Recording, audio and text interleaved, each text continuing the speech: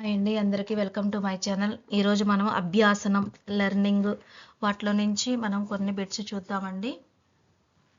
అంటే ఎంసీక్యూ లాగా కాకుండా మనం ఇలా ఇచ్చినాం. అభ్యాసనానికి మూలాధారం ఇక్కడ ఏంటండి? ప్రవర్తనలో మార్పు. అభ్యాసనానికి మూలాధారం ఏంటంటే ప్రవర్తనలో మార్పుని అభ్యాసనం అంటారు. ప్రవర్తనలోని మార్పుని అభ్యాసనం అంటారు. అభ్యాసనంలో వచ్చే మార్పు ఫస్ట్ ఏంటిదంటే అనుభవం మరియు శిక్షణ వల్ల ఎందులో మార్పు వస్తుంది? అభ్యాసనంలో మార్పు వస్తుంది. ఈ అభ్యాసనం అనేది మ్యాక్సిమం శాశ్వతంగా ఉంటుంది, కొంతకాలం నిలిచేదిగా ఉంటుంది. అంటే రెండు విధాలుగా ఉండొచ్చు. అభ్యాసనంలో తాత్కాలిక మార్పులు అనేవి ఎలా ఉంటుందంటే, తాత్కాలిక మార్పులు అనేవి అలసట వల్ల వచ్చినవి తాత్కాలిక మార్పులు. దాన్ని అభ్యాసనం అనరు. అంటే అభ్యాసనంలో అలసట వల్ల వచ్చినవి తాత్కాలిక మార్పులు. పరిణితి వల్ల వచ్చే సామర్థ్యాలు ఏంటి అంటే అభ్యాసనం కాదు. ఉదాహరణకు పరిగెత్తడం, నడవటం ఇవన్నీ పరిణితి వల్ల వచ్చే సామర్థ్యాలు. దీన్ని అభ్యాసనం కాదు అంటారు. పునర్బలనం అంటే ప్రతిస్పందనకు లభించే ప్రతిఫలాన్ని పునర్బలనం అంటారు. ప్రతిస్పందనకు లభించే ప్రతిఫలాన్ని పునర్బలనం అంటారు. మరి అభ్యాసనం ఎప్పుడు జరుగుతుంది? పునర్బలనం వల్ల అభ్యాసనం జరుగుతుంది. రిఫ్లెక్షన్, యాక్షన్ సహజ సిద్ధ ప్రతిక్రియలు అభ్యాసనంలో ఇవి భాగం కావు. శిశువు ప్రాథమిక స్పందన ఏంటిది? ఉత్తేజం. కేవలం ఉత్తేజం వలన. పెరుగుదలతో వచ్చే భావ ప్రదర్శనలు ఏంటివి? పెరుగుదలతో వచ్చేవి విచారం, ఆనందం, భయం మొదలైనవన్నీ పెరుగుదలతో వచ్చే భావ ప్రదర్శనలు. అనుభవం లేకుండా వచ్చిన మార్పులు అభ్యాసనంగా పరిగణించరు. అనుభవం లేకుండా వచ్చే మార్పులు, ఎలాంటి అనుభవం కానీ శిక్షణ లేకుండా వచ్చే మార్పులను అభ్యాసనంగా పరిగణించరు. అభ్యాసనం అనేది సర్దుబాటు ప్రక్రియ. గేట్స్ ప్రకారం అనుభవము శిక్షణ ద్వారా ప్రవర్తనలో వచ్చే మార్పే అభ్యాసనం అని ఎవరు నిర్వచించారు? గేట్స్. హిల్గార్ట్ మరియు హంటర్ వీళ్ళ ప్రకారం అనుభవం మరియు శిక్షణ వల్ల ప్రవర్తనలో వచ్చే మార్పే అభ్యాసనం అని అంటారు.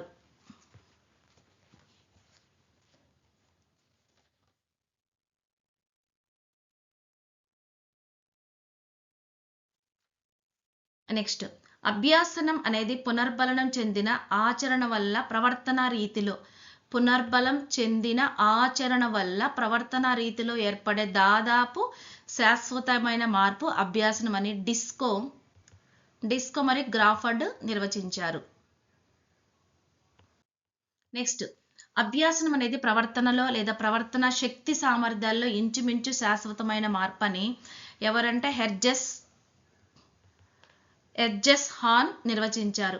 అంటే ఇది తాత్కాలికంగా జరగదు, ఇది మా ప్రవర్తనలో మార్పు వలన జరుగుతుందని. నెక్స్ట్, అభ్యాసన సూత్రాలు. ప్రిన్సిపల్ ఆఫ్ లెర్నింగ్ అనేది ఫౌండేషన్ ఆఫ్ సైకాలజీ అనే గ్రంథంలో బోరింగ్ లాంగ్ఫీల్డ్ వెల్డ్, ఇది వెళ్ళు కాదండి, వెల్డ్, వీళ్ళు ముగ్గురు కలిసి ఫౌండేషన్ ఆఫ్ సైకాలజీ అనే గ్రంథంలో అభ్యాసన సూత్రాలను పేర్కొన్నారు. అభ్యాసన సూత్రాలు ఏంటంటే ప్రేరణ, ఏకాగ్రత, మార్గదర్శన, సరియైన సాధన సూత్రం, విరామ నియమము. మొత్తం 5 ఉన్నాయన్నమాట. ఏంటివి? ప్రిన్సిపల్ ఆఫ్ లెర్నింగ్ అభ్యాసన సూత్రాలు. ఎలా గుర్తుపెట్టుకోవచ్చు అంటే M for motivation, C for concentration, G for guidance, P for performance, S for spacing అన్నమాట. ప్రేరణ సూత్రం అంటే అభ్యాసనానికి ఆసక్తి ఉన్నప్పుడు మాత్రమే అభ్యాసనం అనేది జరుగుతుంది. ఏకాగ్రతం అంటే ఒక్క విషయం పైన కేంద్రీకృతం అయ్యేదాన్ని ఏకాగ్రతం అంటారు. ఏకాగ్రత లేకపోతే ప్రవర్తనలో మార్పు రాదు. మార్గదర్శక సూత్రం అంటే అభ్యాసనం సులభంగా జరగాలి అంటే మనము గురువు సూచనలు వినటం ద్వారా మన ప్రవర్తన మారుతుంది. సరియైన సాధన సూత్రం అంటే సాధన ఎక్కువ చేస్తే నేర్పు వస్తుంది. ప్రాక్టీస్ ఎక్కువ చేయటం వల్ల మనకి ఏమొస్తుంది? నేర్పు వస్తుంది. సరైన పద్ధతిలో ఉండాలి, ఇది సరైన సాధన. నెక్స్ట్, విరామ సూత్రము. అభ్యాసంలో మధ్యలో విరామిస్తే మన మైండ్ అనేది రిఫ్రెష్ అవుతుంది. ఓకే, మొత్తం ఎన్ని ఉన్నాయండి? ప్రిన్సిపల్ ఆఫ్ లెర్నింగ్ ప్రేరణ M, తర్వాత సి కాన్సన్ట్రేషన్ ఏకాగ్రత, తర్వాత గైడెన్స్ మార్గదర్శకత్వము, తర్వాత సరియైన సాధన సూత్రం performance, principle of correct performance, fifth ఏంటంటే విరామం, ప్రిన్సిపల్ ఆఫ్ స్పేసింగ్. నెక్స్ట్ ఇవేంటంటే మనకి సాధారణ అభ్యాసన అనుభవాలు నియమాలు అన్నమాట. జీవితాంతం అభ్యాసం అనేది జీవితాంతం కొనసాగుతుంది, వికాసం ఎదుగుదలతో పెరుగుతుంది, పాత అభ్యాసనంపై కొత్త అభ్యాసనం అనేది ఆధారపడి ఉంటుంది, తర్వాత మన ప్రవర్తనలోని అన్ని అంశాలను ప్రభావితం చేస్తుంది. అభ్యాసం అనేది లక్ష్యం ఉన్నప్పుడు మాత్రమే ఫలిస్తుంది. అభ్యాసం మనకి ఏదైనా లక్ష్యం ఉన్నప్పుడే కదా మనం ఏదైనా ప్రాక్టీస్ చేస్తూ ఉంటాం, నేర్చుకుంటాం. అభ్యాసన క్రియాత్మకంగా నిష్క్రియాత్మకంగా జరుగుతుంది. అభ్యాసనం అనేది ఎలా ఉంటుంది? క్రియాత్మకంగా చూసి నేర్చుకోవటం, నిష్క్రియాత్మకంగా జరుగుతుంది. అభ్యాసనం మరొక దానిపై ప్రభావం చూపుతుంది, ఒక అభ్యాసనం మరొక అభ్యాసనంపై ప్రభావం చూపుతుంది. ఇది శాశ్వతమైన ప్రవర్తన మార్పును కలిగిస్తుంది. అనుభవం శిక్షణ ద్వారానే అభ్యాసనం జరుగుతుంది. తాత్కాలిక మార్పుల వల్ల అభ్యాసనం జరగదు. నెక్స్ట్ అభ్యాసనం ప్రభావితం చేసే కారకాలు ఉన్నాయండి. Factors influence learning. అవేంటి అంటే వ్యక్తిగత కారకాలు, పరిసర సంబంధ కారకాలు. అభ్యాసనం ప్రభావితం చేసే కారకాలు ఏంటి? వ్యక్తిగత కారకాలు, పరిసర సంబంధ కారకాలు. అందులో అభ్యాసనానికి సంబంధించిన కారకాలు ఉన్నాయి, అభ్యాసకునికి సంబంధించిన కారకాలు, అభ్యాసన అంశానికి సంబంధించిన కారకాలు. ఇక్కడ 2 కారకాలు మొత్తం కలిపితే అభ్యాసన పద్ధతులుగా వివరించవచ్చును. వీటికి తోడు బహుమతులు, దండనలు, పొగడ్త, నింద, పోటీ, సహకారం, లక్ష్య నిర్దేశం, సాధించిన ఫలితాల ప్రగతి, ఇవన్నీ దేనికంటే అభ్యాసమును ప్రభావితం చెయ్యను. అభ్యాసకునికి సంబంధించిన మళ్ళీ ఇందులో ఏంటి అండి? అభ్యాసనకు సంబంధించిన కారకాలు ఏంటి? శారీరక కారకాలు, మానసిక కారకాలు. ఇంకోటి అభ్యాసనాంశానికి సంబంధించిన కారకాలు ఏంటివి? అభ్యాసనాంశ నిడివి, కఠిన స్థాయి, అభ్యాసనాంశ అర్థవంతంగా ఉండటం, గత అభ్యాసనంతో పోలిక. తర్వాత అభ్యాసన పద్ధతులు, సంపూర్ణ విభాగాల పద్ధతి, తర్వాత విరామం, నిర్విరామ పద్ధతి, తర్వాత తార్కిక పద్ధతి, తర్వాత బట్టి పద్ధతి, బట్టి స్మృతి గుర్తుల పద్ధతి. ఇవన్నీ అభ్యాసానికి సంబంధించిన కారకాలు ఏంటి? శారీరక కారకాలు, మానసిక కారకాలు. అభ్యాసన అంశానికి సంబంధించినవి ఒక 4 ఉన్నాయి, అభ్యాసన పద్ధతులు ఒక 4 ఉన్నాయి. వ్యక్తిగత కారకాలు ఏంటి? అభ్యాసకునికి సంబంధించిన కారకాలు ఏంటి? వ్యక్తిగత కారకాలు. ఆ వ్యక్తిగత కారకాలు ఏంటివి? శారీరక కారకాలు. ఏంటివి? ఎదుగుదల, వికాసం, ఇవన్నీ. అంటే వయస్సు, పరిణితి, లింగం, అలసట వంటి శారీరక పరిస్థితులను అభ్యాసన సామర్థ్యాన్ని నిర్ణయిస్తాయి. ఇవన్నీ శారీరక కారకాలు. తర్వాత మానసిక కారకాలు ఏంటివి? ప్రేరణ, ప్రజ్ఞ, అభిరుచులు, అభ్యాసనం నేరుగా ప్రభావితం చేసే మానసిక కారకాలు. నెక్స్ట్ దీంట్లోనే పరిసర సంబంధ కారకాలు ఏంటివి? ప్రశాంతమైన వాతావరణం, అంటే ఇల్లు, పాఠశాల వాతావరణం. ఇల్లు, పాఠశాల ఎలా ఉండాలంటే ప్రశాంతమైన సహకార వాతావరణ అభ్యాసాన్ని పెంచుతుంది. ఇక్కడ పాఠశాల గురువు పాత్ర ఎలా ఉంటారు? ప్రోత్సాహం ఇవ్వాలి, మార్గదర్శనం, బోధనా పద్ధతులు అభ్యాస నాణ్యతను పెంచుతాయి. సహచరులు, స్నేహితులు కానీ తోటి వాళ్ళు కానీ పోటీ, సహకారం విద్యార్థుల అభ్యాసన శక్తిని పెంపొందిస్తాయి. పాఠ్యాంశం స్వభావం ఎలా ఉంటుంది? సులభమైన ఉదాహరణలతో కూడిన విషయం త్వరగా అర్థమవుతుంది. ఇవన్నీ వ్యక్తిగత కారకాలు. అవేంటివి? శారీరక కారకాలు, మానసిక కారకాలు, పరిసర సంబంధ కారకాలు. మరి అభ్యాసన అంశానికి సంబంధించిన కారకాలు అభ్యాసన నిడివి, కఠిన స్థాయి, అభ్యాసన అర్థవంతంగా ఉండటం, తర్వాత గత అభ్యాసనం గల పోలికలు, ఇవన్నమాట. ఇందులో అభ్యాసం నిడివి అంటే ఎలా అంటే అభ్యాసనం చాలా పెద్దదిగా లేదా సామర్థ్యానికి మించి ఉంటే అభ్యాసనం నెమ్మదిగా జరుగుతుంది. ఈ అభ్యాస నిడివిని చిన్న చిన్న భాగాలుగా అర్థవంతమైన విభాగాలుగా విభజిస్తే వేగం మరియు సమర్థవంతంగా జరుగుతుంది. అక్షరాలు, పదాలు, వాక్యాలు ఇలా విడగొట్టి చదువుకోవటం అన్నమాట. నెక్స్ట్ అభ్యాసనం కఠిన స్థాయి అంటే పాఠం అనేది సులభం నుంచి కఠిన స్థాయిలో మనం బోధించాలి. కఠిన అంశాలు విద్యార్థి అనుభవంతో అనుసంధానం చెప్తే సులభం అవుతుంది. నెక్స్ట్ అభ్యాసనాంశ అర్థవంతం. అర్థవంతంగా ఉండటం. విద్యార్థులు అర్థమయ్యే అనుభవాలకు దగ్గరగా ఉన్న విషయాలను వేగంగా నేర్చుకుంటారు. అనుభవాలకు ఇప్పుడు అర్థమయ్యి అనుభవాలకు దగ్గరగా ఉన్న విషయాలు ఎలా అంట చాలా వేగంగా నేర్చుకుంటారు. అర్థవంతమైన విషయాలు తార్కికంగా నేర్చుకోవటానికి మరియు చిరకాలం నిల్వ ఉండటానికి సహాయపడతాయి. ఎప్పుడైతే ఏదైతే అర్థవంతమైన విషయాలు అనేవి తార్కికంగా నేర్చుకోవటానికి మరియు చిరకాలం ఉండటానికి సహాయపడతాయి. పూర్వ అభ్యాసనం గత అనుభవాలు ఆసక్తిగా ఉన్నప్పుడు మరింత అర్థవంతంగా ఉంటుంది. చూడండి, ఉదాహరణ మాతృభాషలోని అంశాలు సులభంగా అర్థమవటం, ఉన్నత స్థాయిలో ఆంగ్ల మాధ్యమం అర్థవంతంగా అనిపించటం, ఇలాంటివి అనమాట. అంటే ఒకేసారి షార్ట్ కట్లో ఎలా అంటే అర్థవంతమైన విషయం అభ్యాసనాన్ని ఎలా చేస్తుంది, వేగవంతంగా చేస్తుంది. అలాగే అనేక సందర్భాల్లో ఉపయోగించడానికి వీలు కలిగిస్తుంది. పూర్వ అభ్యాసనంతో పోలిక. అభ్యాసన అంశానికి సంబంధించిన కారకాల్లో పూర్వ అభ్యాసనంతో పోలిక లేదా గత అభ్యాసనంతో పోలిక అనమాట. అంటే కొత్త విషయాలు నేర్చుకునేటప్పుడు పూర్వ జ్ఞానంతో సంబంధం కలిగి ఉంటే అభ్యాసనం ఎలా ఉంటుంది, చాలా వేగవంతం అవుతుంది. అప్పుడు కఠినంగా అనిపించదు. అంటే అభ్యాసనం సంచిత స్వభావం కలిగి ఉంటుంది. అంటే పాత పాఠాలు కొత్త విషయాలకు పునాది అనమాట. నెక్స్ట్ అభ్యాసన పద్ధతులు. ఇవేమో అభ్యాసన పద్ధతులు. అభ్యాసనం ఏ పద్ధతిలో చేయబడుతుందో అది గుర్తుపెట్టుకోవటాన్ని, అర్థం చేసుకోవటాన్ని మరియు జ్ఞానం నిలకడగా ప్రభావితం చేస్తుంది. అర్థవంతంగా నేర్చుకున్న విషయం ఎక్కువ కాలం ఉంటుంది. బట్టి పడితే తొందరగా అవుతుంది. అర్థవంతంగా చేసుకుంటే అటు బట్టి పట్టాల్సిన అవసరం కూడా ఉండదు. ఇందులో ఏమున్నాయంటే సంపూర్ణ విభాగాల పద్ధతి, విరామం నిర్విరామం పద్ధతి, తార్కిక పద్ధతి, బట్టి పద్ధతి, స్మృతి గుర్తుల పద్ధతి.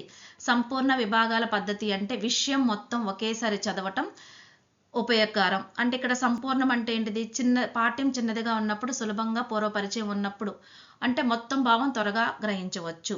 విభాగాల పద్ధతి అంటే పెద్ద విషయాన్ని చిన్న చిన్న భాగాలుగా విడదీసి చదవటం.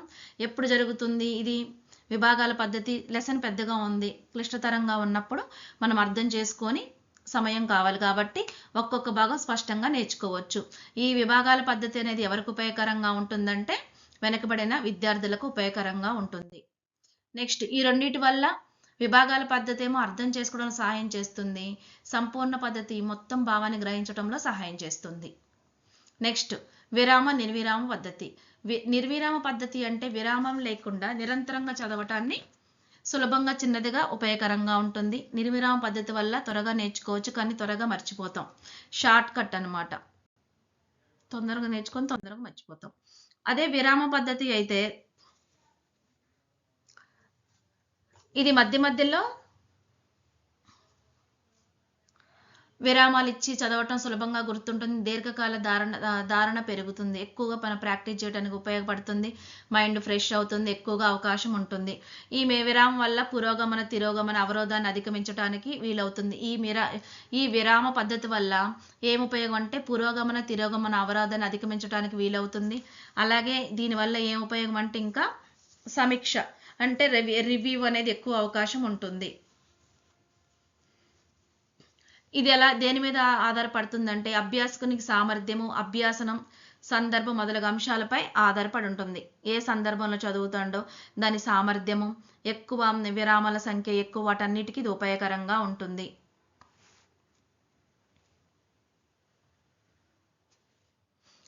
అంటే ధారణ, స్థిరత్వం, సమీక్ష. ఇది వేగం, తాత్కాలిక అభ్యాసనం. అభ్యాసనం రకాలు, టైప్స్ ఆఫ్ లెర్నింగ్. మొత్తం అభ్యాసన రకాలు ఉన్నాయి.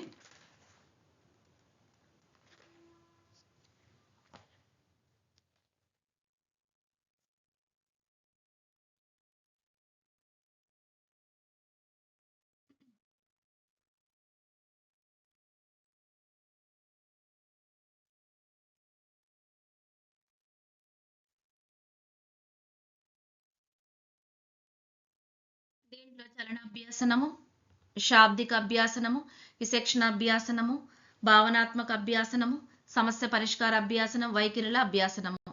ఈ మొత్తం టైప్స్ ఆఫ్ లెర్నింగ్ ఇవి. మన చలనాభ్యాసం అంటే ఏంటిదంటే నడవటం, పరిగెత్తటం, చేతులతో కాళ్ళతో చేసే వాటిని, పదాలను గ్రహించటం, ఉచ్చరించడం, అర్థవంతంగా ఉపయోగించడం, శాబ్దిక. శిశువు మొదటి ఇంగితాలు అర్ధరహిత శబ్దాలు మాత్రమే చేయను.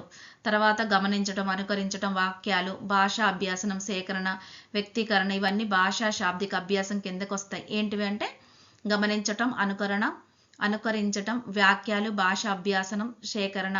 తర్వాత వస్తువుల మధ్య గల పోలిక భేదాలను గ్రహించటం, అంటే రెండు వస్తువుల మధ్య పోలికలు, ఇది జంతువు, ఇది కుక్క, ఇది పిల్లి అని పోలికలు గ్రహించటం, ప్రారంభించటం, వస్తువులకి జంతువుల మధ్య ఉండటాన్ని విచక్షణ అభ్యాసనంగా చూస్తాం. అంటే రెండు వస్తువుల మధ్య కానీ రెండు వ్యక్తుల మధ్య భేదాలను గమనించటాన్ని విచక్షణాభ్యాసనం అంటారు. విచక్షణాభ్యాసనం అంటే ఏంటిది అంటే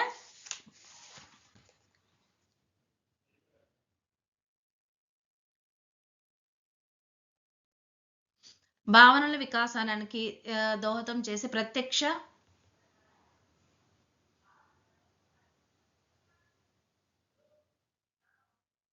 పరిశీలన, సమాచారం, పోలిక, విచక్షణ ఫలితంగా భావనాత్మక అభ్యాసనం జరుగును. ఇక్కడ ఇది విచక్షణ అభ్యాసనం కాదండి, ఇది భావనాత్మక అభ్యాసనం. ప్రత్యక్ష పరిశీలన, సమాచారం, పోలిక, విచక్షణ ఫలితంగా భావనాత్మక అభ్యాసనం జరుగుతుంది. ఏదైతే ప్రత్యక్షంగా చూస్తామో, పరిశీలిస్తామో దాని నుంచి సమాచారము, పోలిక, విచక్షణల ఫలితంగా భావనాత్మకంగా అభ్యాసనం జరుగును. దాన్నే భావనాత్మక అభ్యాసనం అంటారు. తర్వాత సమస్య పరిష్కార అభ్యాసనం. ఉన్నత స్థాయి అభ్యాసనమునకు ఇది అనుకూలమైనది. అభ్యాసనాన్ని అవగాహన చేసుకోవటం, కారణాలు విశ్లేషించటం, సాధన ప్రతిపాదించటం, సరియైన సాధన ఎంపిక చేసుకోవటం, ఫలితాలను సరిచేసుకోవటం మొదలైనవన్నీ సమస్య పరిష్కార అభ్యాసంలోకి వస్తాయి అన్నమాట. అలాగే సమస్య పరిష్కార అభ్యాసంలో పరిశీలన, వివేచన, సమన్వయం, పూర్వ అనుభవం, అనుకరణ మొదలైనవన్నీ దోహదపడతాయి. దీంట్లో చలనాభ్యాసం, విచక్షణ అభ్యాసం సమన్వయం చెంది ఈ సమస్య పరిష్కారం సాధనకు దోహదం పడతాయి అన్నమాట. నెక్స్ట్ పరిస్థితి పట్ల వ్యక్తి లేదా వస్తువు పట్ల ప్రతిస్పందించడానికి వ్యక్తిలో కలిగి ఉండే సంసిద్ధతను వైఖరి అంటారు. ఒక పరిస్థితి పట్ల కానీ లేదా ఒక వస్తువు పట్ల కానీ ప్రతిస్పందించడానికి వ్యక్తి కలిగి ఉండే సంసిద్ధతను వైఖరి అంటారు. వైఖరులు అనేవి పుట్టుకతో రావు. పరిశీలన, కుటుంబం, సమాజం యొక్క ప్రభావం వలన ప్రతిస్పందన రీతులు ఏర్పడటాన్ని వైఖరుల అభ్యాసనం అంటారు. వైఖరుల అభ్యాసం ఏంటండి? అవి పుట్టుకతో రావు. పరిశీలించటం ద్వారా కుటుంబం, సమాజం యొక్క ప్రభావం వలన ప్రతిస్పందన రీతులు ఏర్పడటాన్ని వైఖరుల అభ్యాసనం అంటారు. విద్య, దేశం, జంతువులు మొదలైన అంశాల పట్ల వైఖరి ఏర్పడటం వైఖరి అభ్యాసం. అభ్యాసన ప్రక్రియ, లెర్నింగ్ ప్రాసెస్. అభ్యాసన ప్రక్రియ అంటే అభ్యాసన ప్రక్రియలో ప్రేరణ, ఆకర్షణ, ఏమైనా ఒక లక్ష్యం మరియు లక్ష్య సాధనలో ఒక అడ్డంకిగా ఉంటాయి. అభ్యాసనానికి ఇవన్నీ అవసరమే అని ఎవరి నిర్ణయం? స్మిత్.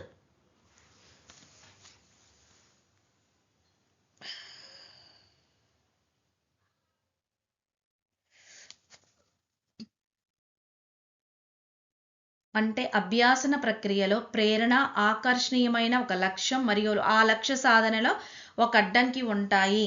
ఇవన్నీ ఎవరు చెప్పారండి? స్మిత్ ప్రకారం. అభ్యాసన ప్రక్రియ పరిసరాల్లో ఉన్న ఉద్దీపనలతో సంబంధం ఏర్పడటాన్ని సంజనాత్మక ప్రక్రియ అంటారు. అవి అవధానం అంటే ఏంటిదంటే పరిసరాలతో సంబంధం, అంటే ఒక విషయంపై ఏకాగ్రతగా ఉండి చేయటాన్ని అవధానం అంటారు. తర్వాత సంవేదనం, ప్రత్యక్షం, భావనోద్భవం. ఒక వ్యక్తి దృష్టి ఒకే అంశంపై కేంద్రీకరించడాన్ని అవధానం అంటారు. కంపల్సరీగా ఏం అవసరం? అవధానానికి ఏకాగ్రత అవసరం. నెక్స్ట్ జ్ఞానేంద్రియాల ద్వారా, జ్ఞాన గ్రహాల ద్వారా కలిగే వీటిని దేని వల్ల తెలుసుకుంటామంటే సంవేదన వల్ల తెలుసుకోవాలంటే జ్ఞానేంద్రియాల ద్వారా, జ్ఞాన గ్రహాల ద్వారా మనం వాటిని గ్రహించి తెలుసుకునేదాన్ని సంవేదనం అంటారు. ఫర్ ఎగ్జాంపుల్, వస్తువులు వివిధ ఆకారాలు, పరిణామాలు, రంగులలో ఉంటాయి. ఇవి ప్రపంచంలో సర్దుబాటు చేసుకోవటాన్ని, వస్తువులు ఖచ్చితమైన జ్ఞానాన్ని సంపాదించుకుంటాయి. నెక్స్ట్ ప్రత్యక్షం అంటారు. అంటే పరిసరాల్లోని వస్తువులను, వాటి గుణాలను, వాటి మధ్య ఉన్న సంబంధాలను గ్రహించే ప్రక్రియనే ప్రత్యక్షం అంటారు. తర్వాత భావనోద్భవం అంటే వస్తువుల పట్ల కానీ విషయం పట్ల కానీ మనం ఏర్పరచుకున్న ఒక సామాన్య భావాన్ని భావనోద్భవం అంటారు. ఉదాహరణకు ఎర్రని బంతి అనే భావనలో 2 గుణాలు ఉన్నాయి. ఒకటి రంగు, రెండవది ఆకారం. గుణాల ఆధారంగా వస్తువులను వర్గీకరించడం జరుగుతుంది. భావనలు కొత్త కొత్త విషయాలు నేర్చుకోవటానికి చింతనానికి తోడ్పడతాయి. స్మృతి మరియు విస్మృతి, మెమరీ అండ్ ఫర్గెటింగ్.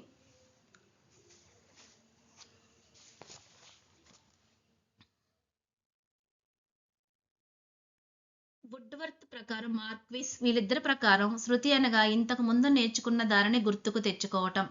అనుభవాలు ఏర్పడిన కొంతకాలానికి వాటిని చైతన్య స్థితిలోకి తీసుకొచ్చే నిమిత్తమే అనుభవాలను భద్రపరిచే శక్తి స్మృతి అంది రైబర్న్. ఇంకా వీళ్ళకి స్మృతి గురించి ఇంకా కొంతమంది ఇచ్చారండి. ప్లేటో, అరిస్టాటిల్ శృతి మీద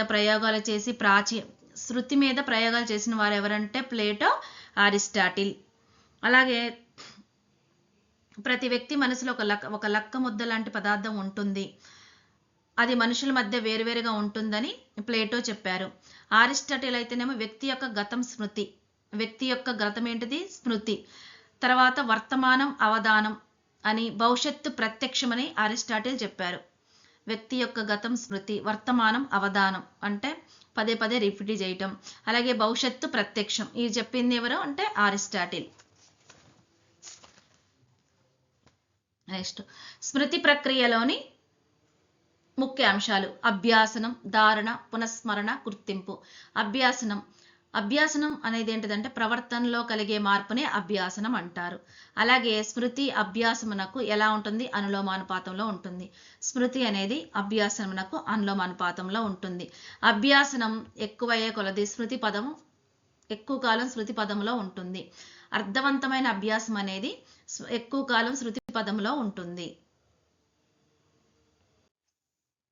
ధారణ అంటే స్మృతి ధారణపై ఆధారపడి ఉంటుంది. ఒక విషయాన్ని అభ్యసించినప్పుడు దానికి సంబంధించిన స్ఫూర్తి చిహ్నాలు మెదడుపై ముద్రించబడటం. అంటే సమాచారాన్ని లేదా ఉద్దీపనలు మెదడులో ఎంతకాలం నిల్వ ఉన్నాయో తెలియజేసే ప్రక్రియనే ధారణ అంటారు. తర్వాత పునఃస్మరణ అంటే గత అనుభవాలను ఉద్దీపన లేకుండా జ్ఞప్తికి తెచ్చుకోవటాన్ని పునఃస్మరణ అంటారు. గత అనుభవాలను ఉద్దీపన లేకుండా తెచ్చుకోవటాన్ని పునఃస్మరణ చేసుకోవటాన్ని పునఃస్మరణ అంటారు. ఇది ఎలా ఉంటుందంటే మెదడుపై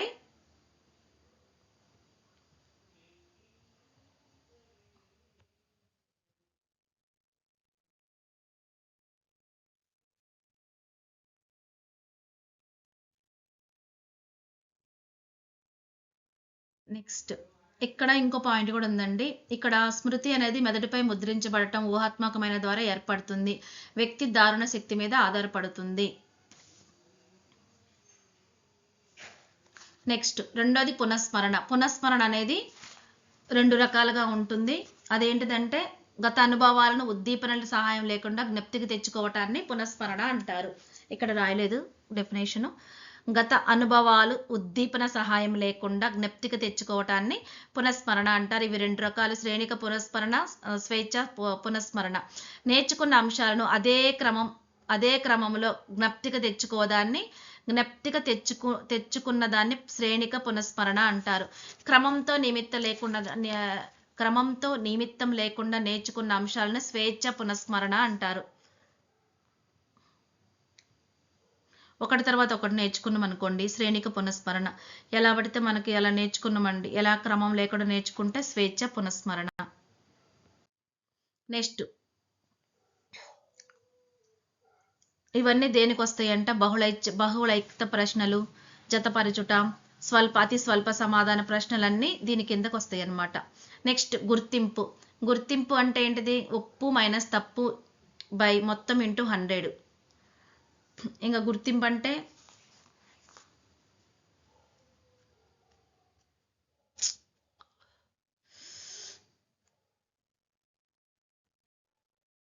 బహుళైచ్ఛిక ప్రశ్నలు, జతపరచుట, అలాగే తప్పు ఒప్పు ప్రశ్నలు, ఇవన్నీ మనకి గుర్తింపు అనే వాటిలో వస్తాయండి. కానీ అతి స్వల్ప సమాధాన ప్రశ్నలు ఉన్నాయి. ఖాళీలు పూరించండి. అవేమో మనకి పునఃస్మరణ అనే వాటి కిందకు వస్తాయండి. సారీ అండి, పునఃస్మరణ కింద ఏమొస్తాయంటే ఖాళీలను పూరించే అంశాలు, అతి స్వల్ప సమాధాన ప్రశ్నలు వస్తాయి. దీనికైతేనేమో బహుళైక్యత ప్రశ్నలు, జతపరచుట, తప్పు ఒప్పు ప్రశ్నలు, గుర్తింపు పరీక్షలు, ఇవన్నీ మనకి గుర్తింపు కిందకు వస్తాయి అన్నమాట. అలాగే పునరభ్యాసనం ఇంకొకటి. పునరభ్యాసనం అంటే గతంలో అభ్యసించిన అంశాన్ని కొంతకాలం తర్వాత తిరిగి అభ్యసించడాన్ని పునరభ్యాసనం అంటారు. తక్కువ కాలం పడుతుంది. పునరభ్యాసనంలో ప్రయత్నాల సంఖ్య కూడా తక్కువే. పునరభ్యాసాన్ని పొదుపు గణన కూడా అని అంటారు. ఇదేంటంటే పొదుపు గణన ఈజ్ ఈక్వల్ అసలు ప్రయత్నాల సంఖ్య మైనస్ పునరభ్యాసన ప్రయత్నాల సంఖ్య బై అసలు ప్రయత్నాల సంఖ్య ఇంటూ 100.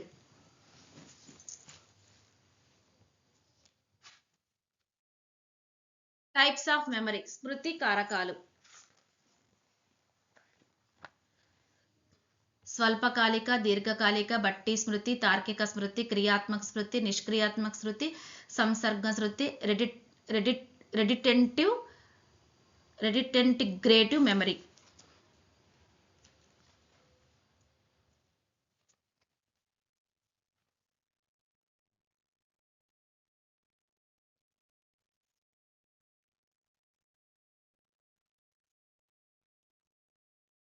దీంట్లో స్వల్పకాలిక స్మృతి అంటే ఏంటిదంటే ఒక 10 నుంచి 20 సెకండ్లు మాత్రమే గుర్తుంచుకోవటాన్ని స్వల్పకాలిక స్మృతి అంటారు.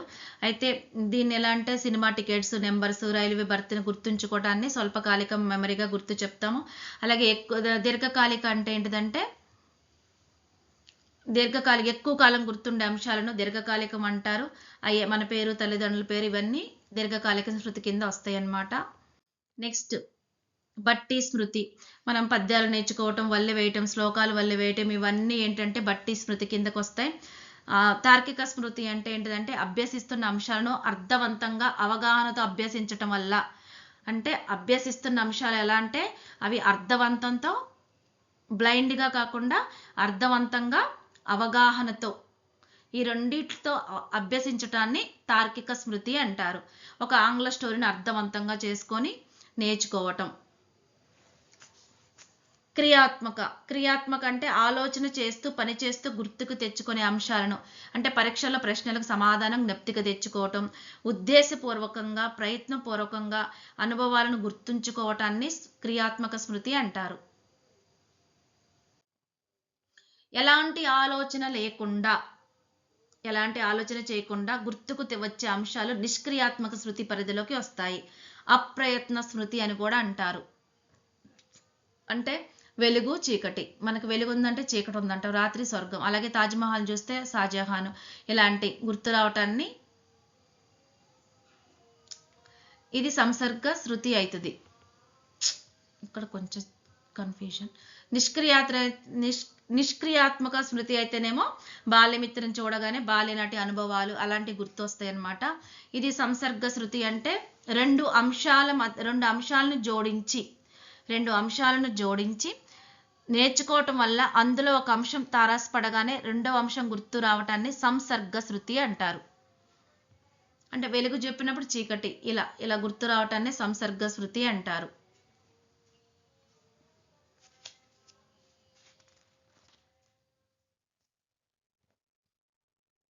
తర్వాత రెడెంటిగ్రేటివ్ స్మృతి. సంకేతాలు, చిహ్నాల ద్వారా వాటి వెనక దాగి ఉన్న సన్నివేశాలు గుర్తుకు తెచ్చుకోవటాన్ని రెడెంటిగ్రేటివ్ స్మృతి అంటారు. అంటే రెడెంటింగ్ స్మృతి అనేది సంక్షిప్త చిహ్న స్మృతి అని, త్వరిత సమైక్య స్మృతి అని కూడా పిలుస్తారు. సంక్షిప్త స్మృతి, సమైక్య స్మృతి పిలుస్తారు. అపసామాన్య ప్రవర్తన కలిగిన వ్యక్తుల దారులను మాపనం చేయడానికి ఈ పద్ధతి ఉపయోగిస్తారు. ఈ పద్ధతిని ఎప్పుడు ఉపయోగిస్తారంటే అపసామాన్య ప్రవర్తన కలిగిన వ్యక్తుల ధారణను మాపనం చేయటానికి.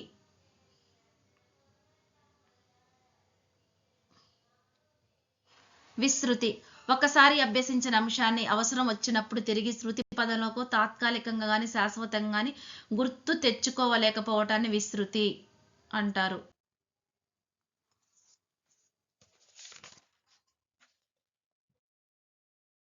విస్తృతిపై శాస్త్రీయంగా ప్రయోగాలు చేసిన శాస్త్రవేత్త ఎవరండి? ఎబ్బింగ్ హౌస్. అయితే విస్తృతి వక్రరేఖలు ధారణ వక్రరేఖలు రూపొందించిన శాస్త్రవేత్త కూడా ఎబ్బింగ్ హౌసే. అంటే గతంలో అభ్యసించిన అంశాలను మరలా చేతనంలోకి తెచ్చుకోవటాన్నే విస్తృతి అంటారు. ఇంతకుముందు నేర్చుకున్న దాన్ని ఎల్లకాలం లేక తాత్కాలికంగా పునఃస్మరణం చేసుకునే సామర్థ్యాన్ని కోల్పోవటమే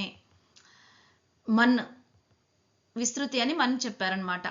అలాగే విస్తృతిపై అర్ధరహిత పదాలతో విస్తృతంగా ప్రయోగాలు చేసిన వారెవరంటే ఎబ్బింగ్ హౌస్. ప్రయోగ ఫలితాలను ధారణ వక్ర రూపంలో ఇలా చూపించారు. ఒక విషయాన్ని పూర్తిగా అభ్యసించిన తర్వాత మొదటి 20 నిమిషాల్లో 47%, 50 నిమిషాల్లో 50%, ఒక రోజులో 66%, 2 రోజుల్లో 72%, వారానికి 75%, నెలకి 79%కి మనం వీటిని మర్చిపోవడానికి వీలుంటుంది అనమాట. నేర్చుకున్న మొదటి నిమిషంలోనే శృతి చిహ్నాల నిర్మాణం జరుగుతుంది. దీనినే కన్సల్టేషన్ అండ్ డక్కన్ అనే శాస్త్రవేత్త పేర్కొన్నారు. నేర్చుకున్న మొదటి నిమిషంలోనే స్మృతి చిహ్నాల నిర్మాణం జరుగుతుందని, ఈ స్మృతి చిహ్నాల నిర్మాణాన్ని కన్సల్టేషన్ అంటారు అని ఎవరు చెప్పారంటే డక్కన్ అనే శాస్త్రవేత్త పేర్కొన్నారు. నెక్స్ట్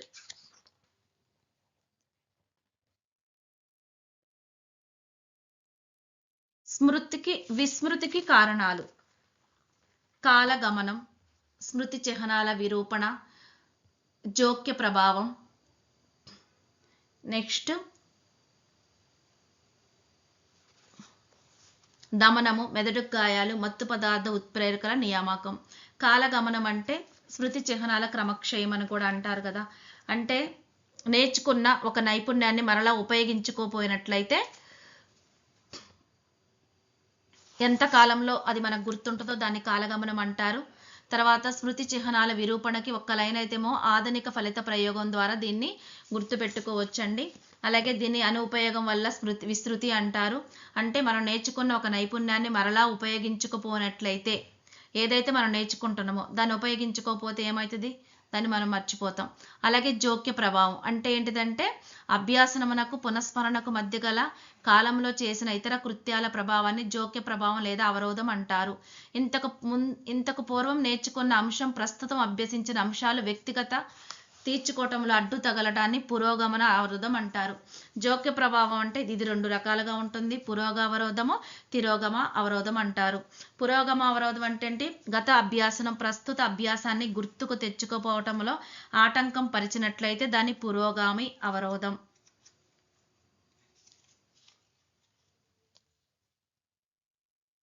ఎగ్జాంపుల్ అంటే పురోగమన ఒక వ్యక్తి తెలుగు పద్యాలు నేర్చుకున్నాడు, హిందీ పద్యాలు నేర్చుకున్నాడు. తెలుగుకి హిందీకి ఎలాంటి మనకు ఉపయోగపడదు కాబట్టి దాన్ని పురోగమన అవరోధం అంటారు. తర్వాత తిరోగమని అంటే ప్రస్తుతం అభ్యసించే అంశం లేదా ఇటీవల నేర్చుకున్న అంశం ఇంతకుముందు అభ్యసించిన అంశాన్ని జ్ఞప్తిగా తెచ్చుకోవటంలో అడ్డు తగలటాన్ని తిరోగమన అవరోధం అంటారు. అంటే ప్రస్తుత అభ్యాసనం గత అభ్యాసన అంశాలను గుర్తుకు తెచ్చుకోవటంలో ఆటంకం పరిచినట్లయితే, పురోగమేమో గత అభ్యాసనం ప్రస్తుత అభ్యాసనం, ఇది ప్రస్తుత అభ్యాసనం గత అభ్యాసనం, దానికి రివర్స్ కదా. సంస్కృతం నేర్చుకున్న ఉర్దూ నేర్చుకున్న విద్యార్థికి సంస్కృత భావాలు మాట్లాడడానికి ప్రయత్నిస్తుంటే ఉర్దూ పదాలే గుర్తుకు వస్తున్నాయి. నేర్చుకున్న అంశాల మధ్య పోలికలు ఎక్కువగా ఉన్నట్లయితే అవరోధాలు ఏర్పడతాయి. అవరోధం ఎందుకు ఏర్పడుతుంది? ఎక్కువ నేర్చుకోవటం వల్ల వాటి మధ్య పోలికలుగా ఉండటం వలన మనకి అవరోధాలు ఏర్పడతాయి. దమనము అంటే ఏంటిది? బాధాకరమైన అంశాలు అచేతనంలోకి నెట్టివేయటం ద్వారా మర్చిపోవటాన్ని దమనము అంటారు. అంటే జస్ట్ దాన్ని అట్లా దాచిపెడతాం, పూర్తిగా కూడా మనం మర్చిపోము. తర్వాత మెదడుకు గాయాలు.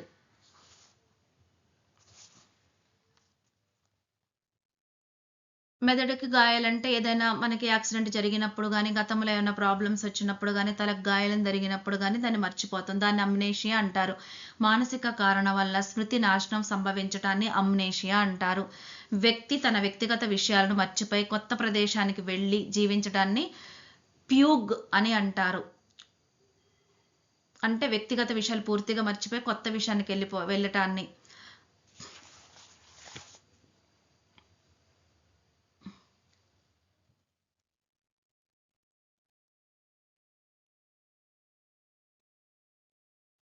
ఇక్కడ ఇంకోటి కూడా ఏంటంటే పూర్తిగా అభ్యసించిన అంశాల కంటే సగం నేర్చుకొని వదిలేసిన అంశాలు ఎక్కువ కాలం గుర్తుంటాయి. జే గార్నిక్. ఇది నిజంగానే.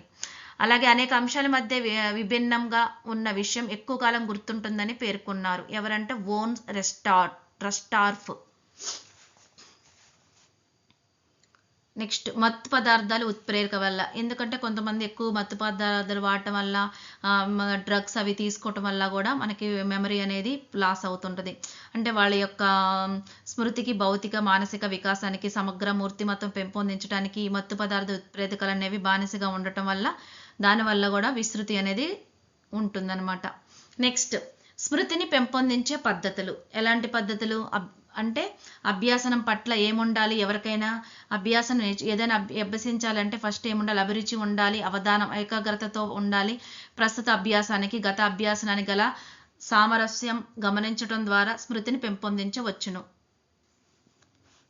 మరి స్మృతిని పెంపొందించడానికి కొన్ని ఉన్నాయన్నమాట.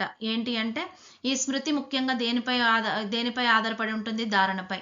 ఇవి పెంపొందించడానికి దోహదం చేయడానికి కొన్ని ఏంటివి? ప్రేరణ, అభిరుచి, అవధానం, తక్కువ భావోద్వేగత, భావాల సంస్కర్గం, అతి అభ్యాసనం, వల్లివేయటం, స్మృతి గుర్తులు, తగిన అభ్యాసన పద్ధతులను వినియోగించటం. మనకి ఇప్పుడు ఇప్పుడు టెట్లో ఎక్కువ మార్క్స్ స్కోర్ చేయాలంటే ఇవన్నీ మనకి ఉండాలి.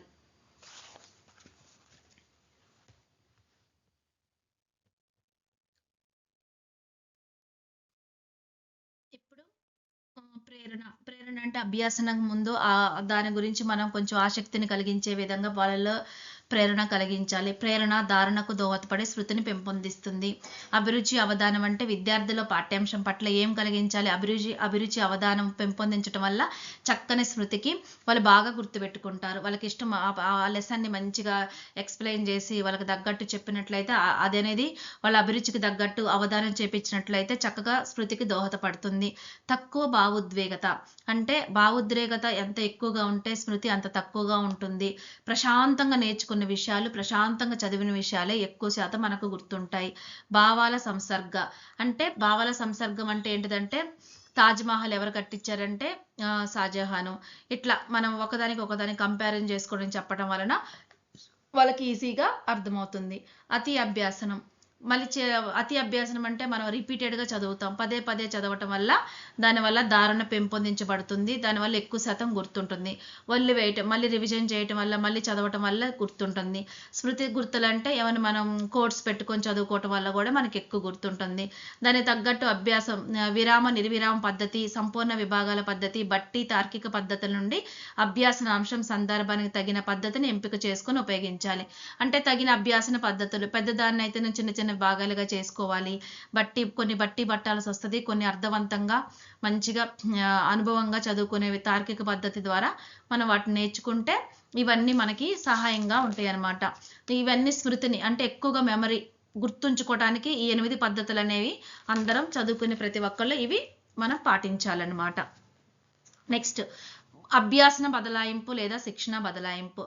Transfer of learning or transfer of training అంటే గత అభ్యాసనం తర్వాత అభ్యాసనాన్ని ప్రభావితం చేయటాన్ని అభ్యాసన బదలాయింపు లేదా శిక్షణ బదలాయింపు అంటారు. ఒక స్థితిలో జరిగిన అభ్యాసనం పూర్తిగా కానీ లేక పాక్షికంగా కానీ ఇతర పరిస్థితులకు అనుప్రయుక్తంగా కాగలిగినప్పుడు అభ్యాసన బదలాయింపు జరిగిందని ఎవరు చెప్పారంటే గ్యారెట్.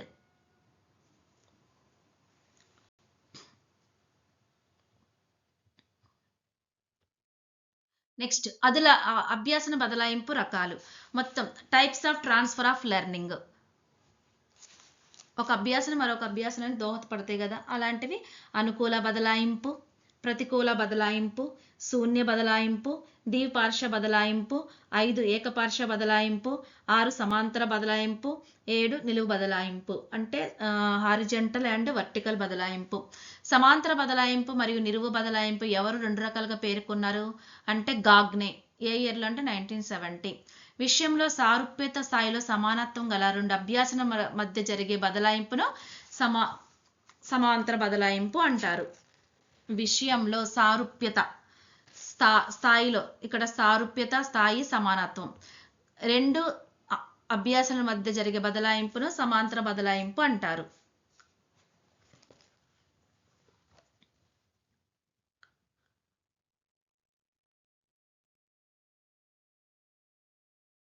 ఇక్కడ ఒక్కొక్కటి ఒక్కొక్క లైన్. ఎందుకంటే ఒక సందర్భంలో నేర్చుకున్న అంశాలు వేరొక సందర్భంలో అంశాలు అభ్యసించడంలో తోడ్పడినట్లయితే అనుకూల బదలాయింపు అంటారు.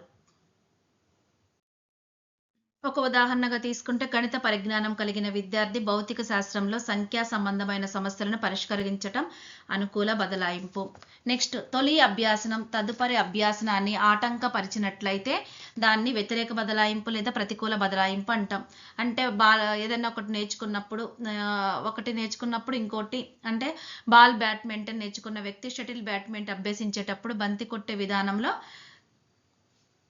ఈ రకమైన బదలాయింపు కలిగిస్తుంది. శూన్య బదలాయింపు అంటే గత అభ్యాసనం తదుపరి అభ్యాసనపై ఎలాంటి చూపకపోవటం. సంగీతం నేర్చుకున్న వాడికి టైప్ రైటింగ్ నేర్చుకుని ఎలాంటి సంబంధం ఉండదు. అలాగే శరీరంలో ఒకవైపు ఉండే వివిధ భాగాల మధ్య సంభవించే బదలాయింపును ఏకపార్శ్వ బదలాయింపు అంటారు. శరీరంలో ఒకవైపు ఉండే అవయవం నుండి వేరొక వైపు ఉండే అవయవం సంభవించే బదలాయింపును ద్విపార్శ్వ బదలాయింపు అని అంటారు.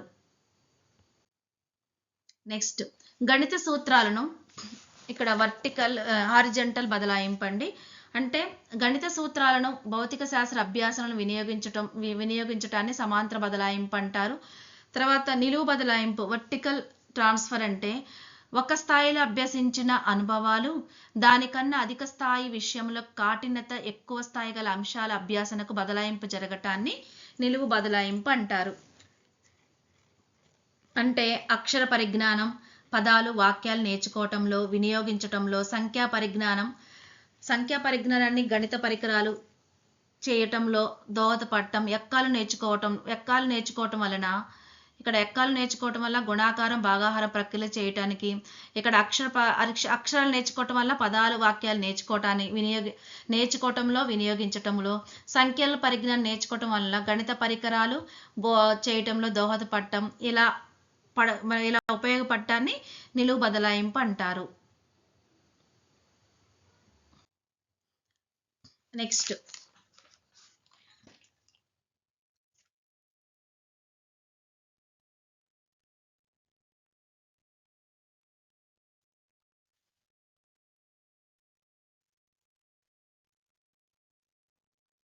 మోటివేషన్ అనే పదం మోవీర్, ఇక్కడ ప్రేరణ అండి. మోటివేషన్ అనే పదం మోవీర్ అనే గ్రీకు పదం నుండి ఉద్భవించింది. మూవీర్ అనగా ముందుకు నడిపించటం, శ్రద్ధపూర్వకంగా కదిలించటం లేదా శక్తివంతం చేయటం. మూవీర్ అనగా ముందుకు నడిపించటం, శ్రద్ధపూర్వకంగా కదిలించటం, శక్తివంతం చేయటం.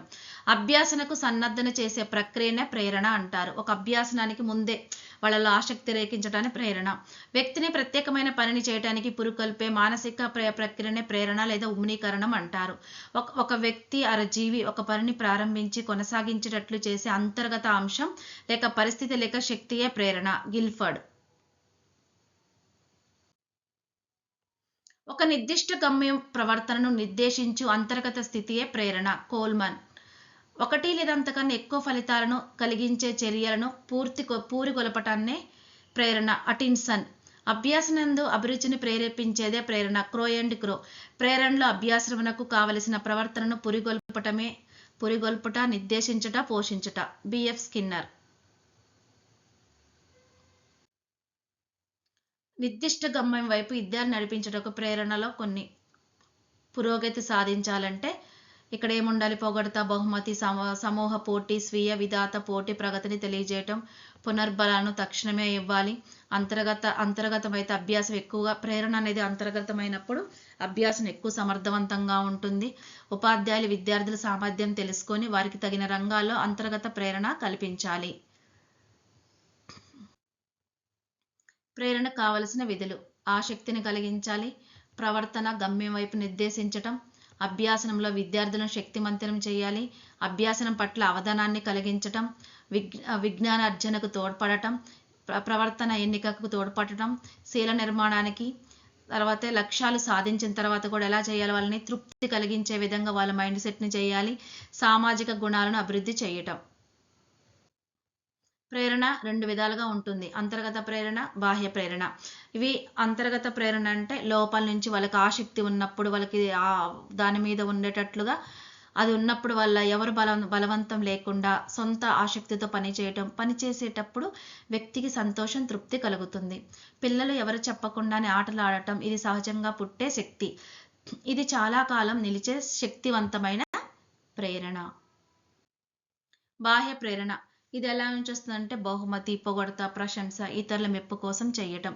కొన్ని ఆటపాటల్లో పాల్గొనేటప్పుడు బహుమతుల కోసం కూడా వాళ్ళు ప్రేరణ పొంది దాంట్లో ప్రయత్నం చేసి బహుమతులు తీసుకుంటారు. ఇది ఎలా ఉంటుందంటే తాత్కాలికంగా వరకే ఉంటుంది. బాహ్య ప్రేరణ అనేది పాత్ర ఎలా ఉంటుంది? బాహ్య ప్రేరణ యొక్క లక్ష్యం అంతర్గత ప్రేరణను పెంపొందించటం, బహుమతులు, పొగడ్తల ద్వారా విద్యార్థుల్లో సహజ శక్తిని పెంపొందించవచ్చు. వ్యక్తిలో ఉండే అంతర్గత మూలాలు అనుకరణ, పరిశీలన శక్తి, అభిరుచి, సహజాతాలు, శారీరక, మానసిక అవసరాలు. బహిర్గత ప్రేరకాల్లో వచ్చే అంశాలు లక్ష్యాలను నిర్దేశించటం, ప్రగతిని తెలియజేయటంలో ఆరోగ్యకరమైన పోటీని పెంచటం, గెలుపు. ఆశ, నింద, పొగడ్త, బహుమతులు, దండనలు ఇవన్నీ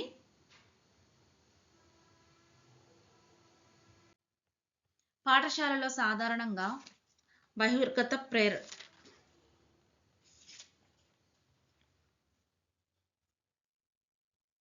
సాధారణంగా ఉపయోగించే బహిర్గత ప్రేరకాలు. ఒకటి పొగడ్త, నింద, బహుమతులు, దండనలు. పొగడ్త అనేది ఏంటంటే వాళ్ళు ఏదైనా పని చేసినప్పుడు వాళ్ళని ప్రైజ్ చేయటం, బోధనలో తరచుగా ఉపయోగిస్తాం. వాళ్ళ తెలివితేటలను వాళ్ళని తెలివితేటలు వాళ్ళు చెప్పినప్పుడు మనం పొగుడుతాం. ఎలిజబెత్ హార్లాక్ పరిశోధన ప్రకారం పొగడ్త అనేది నింద కంటే ప్రభావవంతమైనది. నింద ఉపాధ్యాయుడు పెడవిరుపు, నింద ఒంటరిగా ఉన్నప్పుడు ఇదే ఉంటుంది. బహుమతులు ముఖ్యాంశాలు చేసిన పనికి ఏదైనా మంచి పని చేసినప్పుడు గుర్తింపుగా వాళ్ళకి ఏదైనా బహుమతులు ఇస్తాం. విద్యార్థికి సంతృప్తి ప్లస్ గుర్తింపు వస్తాయి, మళ్ళీ కొత్త ఉత్సాహంతో పనిచేయడానికి ప్రేరేపిస్తాయని థార్న్డాక్ అభిప్రాయం. అంటే బహుమతులు దండల కన్నా మంచి ఫలితాన్ని ఇస్తాయని థార్న్డాక్ గారి అభిప్రాయం. అంటే ఆ బహుమతులు సరిగ్గా ఉపయోగించినప్పుడు చక్కని ప్రేరకాలు ఆశించిన ప్రవర్తనను నేరుగా బలపరుస్తాయి. దండనలు ముఖ్యాంశాలు ఆశించిన ప్రవర్తన నిరోధించాలి, కానీ వ్యతిరేక స్పందన రాకుండా తగిన విధంగా వాళ్ళని శిక్షించి వాళ్ళకి ఎలాంటి బాధ కలగకుండా దండన విధించాలి. అతి పరిమితంగా ఉండాలి, సందర్భోచితంగా మాత్రమే విద్యార్థికి ఉండాలి. విద్యార్థులను తరగతి గదుల అభ్యాసములకు ప్రేరేపించడానికి వాళ్ళకి ఆసక్తి రేకెత్తించే విధంగా పూర్వ పరిచయం చేయాలి. అలాగే అంశం, స్వభావం, ప్రాముఖ్యతను వివరించాలి. అంశాలతో ప్రారంభించి నూతన అంశాలను పరిచయం చేయాలి. సాధన మార్గాలను నిర్దేశించిన గమ్య సాధన మార్గాలను సూచించటం. బోధనలో దృశ్య, శ్రవణ, బహుళ మాధ్యమ బోధనోపకరణాలు తగిన విధంగా ఉపయోగించాలి. బహిర్గత ప్రేరణను ఉపయోగించినప్పటికీ అవి విద్యార్థులలో స్వీయ క్రమశిక్షణను, అంతర్గత ప్రేరణ పెంపొందితే విధంగా కృషి చేయాలి. ఏమైతే ఉన్నాయో బహుమతులు, నింద, దండ ఇలాంటివన్నీ వాళ్ళకు ఉపయోగకరంగా ఉండి అంతర్గత ప్రేరణ పెంపొందే విధంగా మనం కృషి చేయాలి. సాధన ప్రేరణ అంటే ఏమిటి?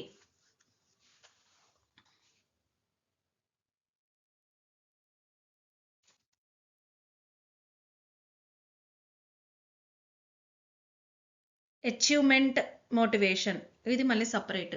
అంటే వ్యక్తిని ఎక్కువ స్థాయికి తీసుకెళ్ళి నిర్విరామంగా కృషి చేయటానికి పురుకొల్పే మానసిక శక్తి, దాన్నే సాధన ప్రేరణ. లక్ష్య సాధన కోసం అత్యుత్తమ ఫలితాలు సాధించాలనే తపన, ఇతరులతో పోటీపడి వారిని మించాలనే ఆకాంక్ష, ఓటమి దూరంగా ఉండే నిరంతరం కృషి చేయటంలో సాధన ప్రేరణ. ఈ సాధన ప్రేరణ అనేది 1953లో మాక్లీలాండ్ మరియు అట్కిన్సన్లు ప్రతిపాదించారు. దీన్ని ఫెదర్, క్లార్క్, లోవెల్ అభివృద్ధి పరిచారు.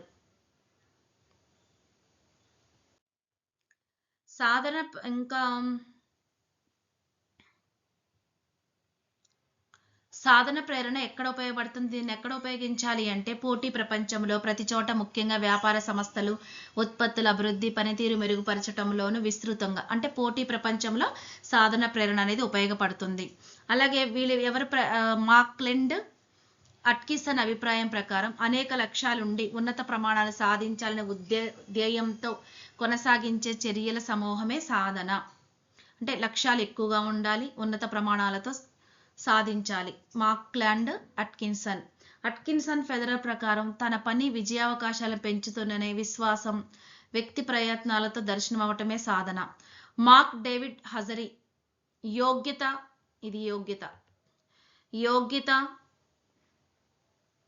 ఎదుర్కొన్న స్వభావం, ఆధిపత్యం అనే లక్షణాల సంబంధం ఉండి మంచి గమ్యం గల మానవ కృత్యాన్ని సాధన ప్రేరణ అంటారు. మంచి గమ్యం వైపు తీసుకెళ్లే మానవ కృత్యమే సాధన ప్రేరణ అని మార్క్ డేవిడ్ హజరీ గారు తెలిపారు. సాధన ప్రేరణ యొక్క లక్షణాలు, మూల లక్షణాలు ఇక్కడ ఇవి వివరించారంటే, సాధన ప్రేరణ యొక్క లక్షణాలు మార్క్లీ ల్యాండ్ 1969 అతని సహచరులు పేర్కొన్నారు. మోర్గాన్ మరియు ఇతరుల ప్రకారం సాధన ప్రేరణ గల వ్యక్తులు, ఈ లక్షణాలన్నీ మోర్గాన్ మరియు ఇతరుల ప్రకారం సాధన ప్రేరణ గల వ్యక్తులు ఎలా ఉంటాయి అన్నమాట. ఎలా? సవాళ్లను ఆహ్వానించటం, అంటే కష్టమైన సవాళ్ళతో కూడిన పనులను ఎంచుకొని చేయటాన్ని ఉత్సాహం, ఇతరులతో పోల్చుకోవటం, తర్వాత అంటే తమ పనిని ఇతరులతో పోల్చుకొని వాటిని సాధించే విధంగా ప్రయత్నించటం. తర్వాత ఇంకోటి ఏంటిదంటే పట్టు విడవక కృషి చేయటం. అలాగే దాన్ని ఏదైతే మనం సాధించాలనుకున్నదో నిరంతరం శ్రమపడి విజయం సాధించేదాకా వదిలిపెట్టకుండా ఉండటం. ఉన్నత ఆశయాలు, సాధించిన దానితో తృప్తి పడకుండా ఎత్తైన లక్ష్యాలను చేరుకోవటం. నెక్స్ట్ పరిహార ప్రేరణ. నెక్స్ట్ 5th ఏంటంటే ఓటమిని అంగీకరించకుండా దాన్ని దూరంగా ఉంచడానికి గరిష్టంగా ప్రయత్నించి విజయాన్ని పొందటం. స్పష్ట అంటే లక్ష్య నిర్దేశం ఎలా ఉండాలి? చాలా స్పష్టంగా ఉండాలి. తర్వాత అధిక చొరవ, సాధన కోసం అవసరమైన సమాచారాన్ని, వనరులను, సహాయాన్ని అన్ని చురుకుగా పొందుకునేందుకు ముందడుగు వేయటం. 8th భౌతిక దృక్పథం, ఎంత సాధించం అనేది ముఖ్యం, మానవత విలువల కన్నా ఫలిత పరిమాణానికి ప్రాధాన్యం ఇవ్వటం. ఈ 8 ఎవరి ప్రకారం అంటే లక్ష్య సాధన ప్రేరణకు ఎవరిచ్చారంటే ఈ లక్షణాలను మోర్గాన్. ఈయనేమో మోర్గాన్ గారేమో సాధన ప్రేరణకు లక్షణాలు ఇస్తే సాధన ప్రేరణ అనేక విధాలుగా వ్యక్తం అవుతుందని మార్క్లీ ల్యాండ్ చెప్పారు. అనేక విధాలుగా వ్యక్తిలాండ్. ఇవన్నీ షార్ట్ కట్స్ అండి. ఇవన్నీ 8. ఎస్ అంటేనేమో సవాళ్ళను ఆహ్వానించటం, ఈ అంటేనేమో ఇతరులతో పోల్చుకోవటం, పా అంటే పట్టు విడక కృషి చేయటం, ఊ అంటేనేమో ఉన్నతాశయాలు, పా అంటే పరిహార ప్రేరణ, సా అంటే స్పష్ట లక్ష్య నిర్దేశం, ఆ అంటే అధిక చొరవ, భా అంటే భౌతికవాద దృక్పథం. ఇవన్నీ మోర్గాన్ వారు సూచించిన సాధన ప్రేరణ గల వ్యక్తుల లక్షణాలు. Role of parents. ఇందులో విద్యార్థులలో సాధన ప్రేరణ పెంపొందించటంలో కుటుంబం, పాఠశాల పాత్ర ముఖ్యమైనది. తల్లిదండ్రుల ఆశయాలు, ఉపాధ్యాయుల సహకారం, మాదిరి వారి సాధన ప్రార్థనకు స్థాయిని ప్రభావితం చేస్తాయి. మొత్తం ఎన్నంటే ఈ 6 ఉన్నాయండి. ఏంటివి? లక్ష్య నిర్దేశించటం, 2 ప్రోత్సాహం, 3 మాదిరి ప్రవర్తన, 4 పరిపుష్టి, 5 పోల్చటం, 6 స్వాతంత్రం ఇవ్వటం. ఇవన్నీ తల్లిదండ్రులు, ఉపాధ్యాయుల పాత్ర. ఇవి విద్యార్థులు ప్రేరేపించాలి, వాళ్ళకి హెల్పింగ్గా ఉండాలన్నమాట. లక్ష్య నిర్దేశం అంటే విద్యార్థి సామర్థ్యాలను, సాధ్యమైన లక్ష్యాలను పెట్టాలి, క్రమంగా వాటిని సాధించే విధంగా వాళ్ళకి ఎంకరేజ్ చేయాలి, ప్రోత్సహించాలి. తల్లిదండ్రులు, గురువులు వాళ్ళు ప్రోత్సహించి అవసరమైన సహకారాన్ని ఇవ్వాలి. తర్వాత మాదిరి ప్రవర్తన అంటే మంచి గొప్ప వాళ్ళ గురించి ఉదాహరణ చెప్తూ వాళ్ళలాగా జీవించమని రోల్ మోడల్స్గా చేయాలి. నెక్స్ట్ పరిపుష్టి, ప్రగతిని వివరించి సాధించిన వారిని ఎదగాల్సిన అంశాలను సూచించాలి. పోల్చటం నియంత్రణ, విద్యార్థులు ఇతరులతో పోల్చుకోవడాన్ని ఆసక్తి చూపిస్తారు, కానీ కొన్ని అసంబద్ధమైన పోలికలు చేయకూడదు. అంటే ప్రతి చిన్నదానికి కూడా చిన్న విషయాలకు కూడా పోల్చకూడదు. దానివల్ల వాళ్ళకి అవరోధం కలుగుతుంది. స్వాతంత్రం ఇవ్వటం, తగిన మేర స్వాతంత్రం ఇవ్వటం ద్వారా స్వయం కృషిని ప్రోత్సహించాలి. ఇవన్నీ ఎవరు చేయాలి? సాధన ప్రేరణకు తల్లిదండ్రులు, ఉపాధ్యాయుల పాత్ర, role of parents and teachers, ఇవి విద్యార్థుల్లో కలిగించాలి. ఇవి అమలు చేయనప్పుడు జాగ్రత్తలు. ఇవేంటివంటే 1 తక్కువ సాధన ప్రేరణ గల విద్యార్థులను ప్రత్యేకంగా గుర్తించి కారణాలు తెలుసుకొని క్రమంగా ప్రేరేపించాలి. 2 సాధన ప్రేరణ అధికమైతే భౌతికవాదం దృక్పథం వైపు మళ్లకుండా మానవ సంబంధాలు, మానవత విలువలు కూడా బలపరచాలి. అలాగే విజయానికి మాత్రమే అంకితం అవ్వటం కాదు, చుట్టుపక్కల గౌరవించటం, సహనం, ఔదార్యం వంటి విలువలను కూడా నేర్పించాలి. ఇవన్నీ లక్షణాలు, అవే లక్షణాలండి. ఇవి మొత్తం ఏంటంటే ఇవి మొత్తం లక్ష్య నిర్దేశంలో ప్రోత్సాహం, ఫీడ్బ్యాక్ ఇచ్చే వ్యవస్థలో ప్రధాన పాత్ర ఉంటుంది. పర్యవేక్షణ, తక్కువ ప్రేరణ గల విద్యార్థులపై ప్రత్యేక శ్రద్ధ చూపాలి.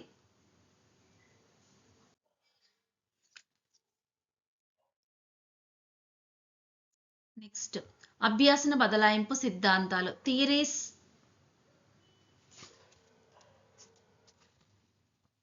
Theories of transfer of learning. అభ్యాసన బదలాయింపులు వివరించే 4 ప్రధాన సిద్ధాంతాలు: సమరూప మూలకాల సిద్ధాంతం, సామాన్యీకరణ సిద్ధాంతం, ఆదర్శాల సిద్ధాంతం, ట్రాన్స్పోజిషన్ సిద్ధాంతం. ఈ సమరూప మూలకాల సిద్ధాంతాన్ని ప్రతిపాదించింది థార్న్డైక్, దాన్ని బలపరిచింది వుడ్వర్త్. దీన్ని ప్రతిపాదించింది ఎవరు? థార్న్డైక్. దాన్ని బలపరిచింది వుడ్వర్త్. అంటే ఇక్కడ ఏంది, 2 విషయాల మధ్య సంకేతకాలు, సూత్రాల నియమాలు, సారూప్యం అభ్యాసనాన్ని సమరూప మూలకాల సిద్ధాంతం అంటారు.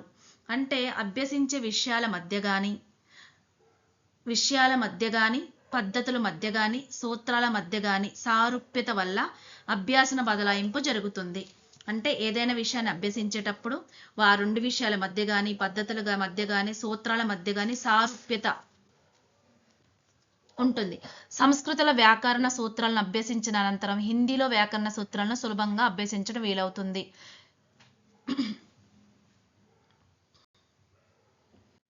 నెక్స్ట్, ఏ సిద్ధాంతం ప్రకారం పిల్లలకు సూత్రాలు, సిద్ధాంతాలు నేర్పించాలి? అది సామాన్యీకరణం. సామాన్యీకరణ సిద్ధాంతం ఏం చెప్తుందంటే, ఇది ప్రతిపాదించింది చార్లెస్ జెడ్ గారు. తర్వాత సాదరీకరణలు లేదా సూత్రాలు నేర్చుకోవడానికి ఈ అభ్యాసనం అనేది చాలా మంచిగా జరుగుతుంది. అలాగే ఇంజన్ మెకానిక్ నేర్చుకున్న వ్యక్తి వివిధ రకాలైన ఇంజన్లను బాగు చేయటం. అంటే సూత్రాలు సామాన్యీకరణ వల్ల బదలాయింపు సాధ్యపడదని ఎవరు చెప్పారు? జెడ్. మోటార్ కార్ను బాగు చేయగలిగిన వ్యక్తి మోటార్ బోటును బాగు చేయగలగడం ఏ సూత్రానికి సంబంధించింది? సామాన్యీకరణ సిద్ధాంతం.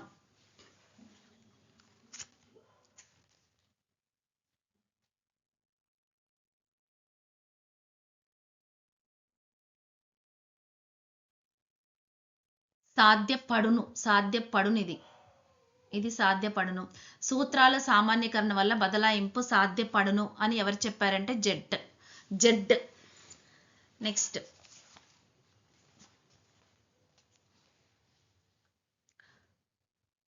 ఆదర్శాల సిద్ధాంతాన్ని ఎవరు ప్రతిపాదించారంటే డబ్ల్యూసి బాగ్లే. నెక్స్ట్, ఆదర్శాల సిద్ధాంతానికి మూలం ఏంటంటే వైఖరి విధానం ఆదర్శాల సిద్ధాంత బదలాయింపుకు మూలము.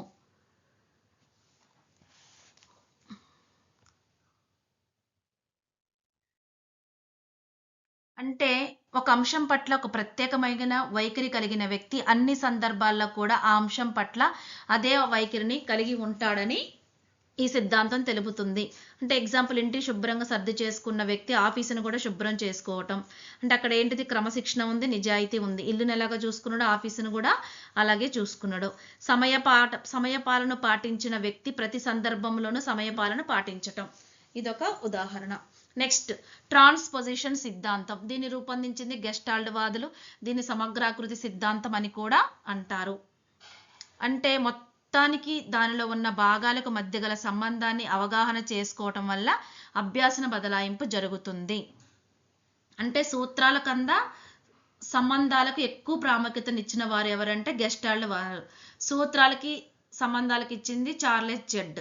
దాన్ని సాదరీకరణం అంటారు. 2 వస్తువుల మధ్య కానీ పద్ధతుల మధ్య కానీ సారూప్యత ఉన్నదాన్నేమో సమరూప మూలకాల సిద్ధాంతం అంటారు. అంటే ఒక అంశం పట్ల ఒక ఇష్టం ఉందనుకో, అలాంటిదే ఇంకో దగ్గర కూడా అలాగే చేయటాన్ని ఆదర్శాల సిద్ధాంతం అంటాం. సమరూప మూలకాల సిద్ధాంతాన్ని ఈఎల్ థార్న్డైక్ గారు ప్రతిపాదిస్తే దాన్ని బలపరిచింది వుడ్వర్త్ గారు. సాదరీకరణ సిద్ధాంతం మొత్తం ఒక ఆయనే, చార్లెస్ జెడ్ గారు. అంటే తర్వాత ఆదర్శాల సిద్ధాంతాన్ని ప్రతిపాదించింది డబ్ల్యూసి బాగ్లే గారు. అలాగే ట్రాన్స్పోజిషన్ ప్రతిపాదించిన వాళ్ళు గెస్టాల్ట్ వాదులు. వీళ్ళు ఏం చెప్తున్నారంటే సూత్రాల కన్నా సంబంధాలకు ఎక్కువ ప్రాముఖ్యతనిచ్చింది ఎవరంటే గెస్టాల్ట్ వాదులు.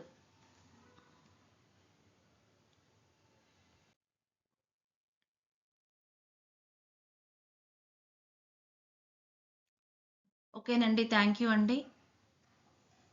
Thank you so much. నచ్చితే లైక్ చేయండి, షేర్ చేయండి, సబ్స్క్రైబ్ చేసుకోండి.